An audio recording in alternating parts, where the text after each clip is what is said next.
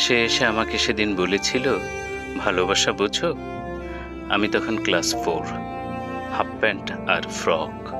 বলেছিলাম, সে কি এক থালা ভাত, বনরুটি, সিঙ্গাড়া, কাঠি লজেন্স? সে বলল, চিঠি লিখতে পারো? আমি বলেছিলাম, মামা যখন মাকে চালের জন্য আমাকে চিঠি লিখতে বলে, আমি তখন গ্রামের আঁকা বাঁকা পথের মতো এঁকে বেঁকে লিখি, মামা আমাদের জন্য কাঠি লজেন্স এনো।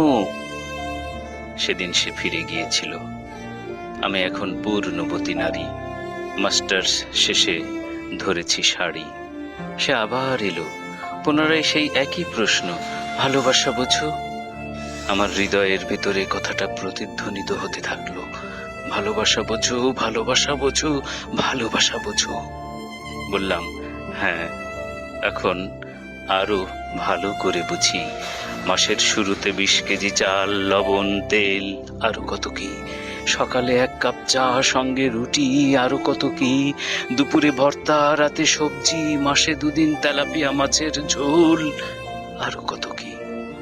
সে বলল, শান্তি আছে?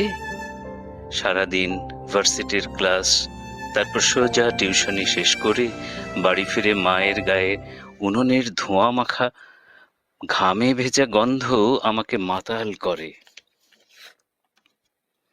মাকে জড়িয়ে ধরে জম্পেশ একটা ঘুম দেই, ব্যাস, এটাই আমার শান্তি।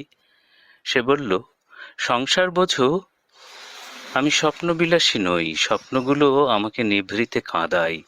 শুনুন তবে বলি, মা বাবার জেতি একরোখা ছেলে তার নিজের পছন্দ করা মেয়েকে বিয়ে করে দরজায় দ্বিধাহীন খিল তুলে স্বপ্নবাসর।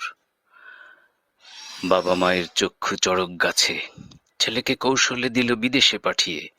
সদ্য পরিণীতা স্ত্রী প্রতি রাতে 4টে বালিশ চোখের জলে ভিজিয়ে জানালার গ্রিল ধরে আকাশকে বলে, যাও আকাশ, বলো তারে তাকে ছাড়া নিদ নাহি আখি পাতে। বাতাসকে ফিসফিস করে বলে, তাকে বলো আমার দম বন্ধ হয়ে আসে। আমি প্র্যাকটিক্যাল মা ও ছোটনকে ভালো রাখাই আমার ভালোবাসা।